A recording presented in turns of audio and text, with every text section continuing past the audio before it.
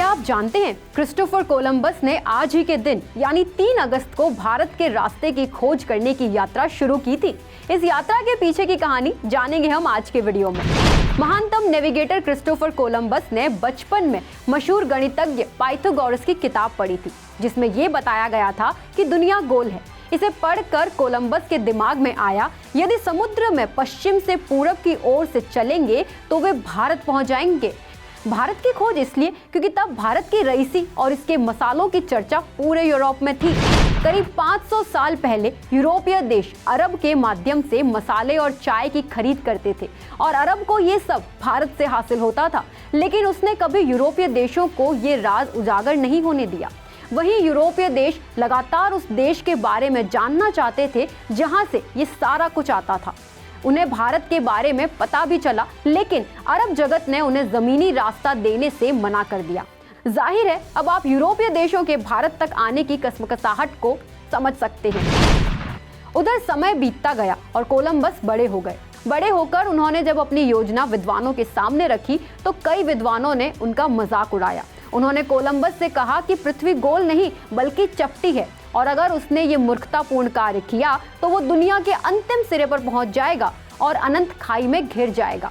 17 साल तक कोलंबस ने जी तोड़ कोशिश की ताकि कोई उनके अभियान के लिए पैसे दे दे, पर ऐसा नहीं हुआ। इसी बीच अपनी एक कोशिश में कोलंबस ने स्पेन की महारानी को भी बताया कि वो भारत के लिए समुद्री रास्ते को खोजना चाहता है। कोलंबस ने इससे होने वाले अनगिनत फायदे भी बताए।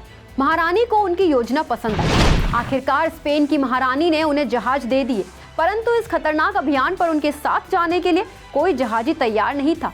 अंत में कोलंबस ने जेल में बंद कैदियों के सामने ये प्रस्ताव रखा कि अगर वे उनके साथ चलेंगे तो उन्हें रिहा कर दिया जाएगा। सन 1492 में कोलंबस 3 जहाजों और 88 अनिच्छुक नाविकों के साथ भारत की खोज में चल पड़े। यह यात्रा काफी लंबी साबित हुई। बीच में कोलंबस के साथी बगावत पर भी उतारू हो गए, लेकिन वो उन्हें समझाने में किसी तरह कामयाब रहा। 70 दिन की लंबी और थका देने वाली यात्रा के बाद आखिरकार कोलंबस को जमीन दिखी। जहाज रुकने के बाद कोलंबस उस धरती पर सबसे पहले उतरा और फिर उसने ये घोषणा की कि आखिर उसने सिद्ध कर दिया कि पश्चिम से यात्रा करके पूरब तक पहुंचा जा सकता है। कोलंबस को लगा कि वो इंडिया पहुंच चुका है। चूंकि कोलंबस इंडिया की खोज में निकला था तो उसने वहां के निवासियों को इंडियन कहा। यही वजह है कि आज भी दक्षिण अमेरिका के मूल निवासी को रेड इंडियन कहा जाता है।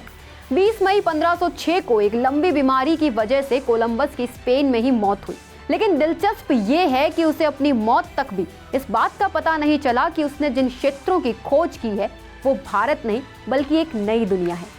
आज का हमारा वीडियो आपको कैसा लगा हमें कमेंट बॉक्स में जरूर बताएं। इसे लाइक करें, शेयर करें और चैनल को सब्सक्राइब करें।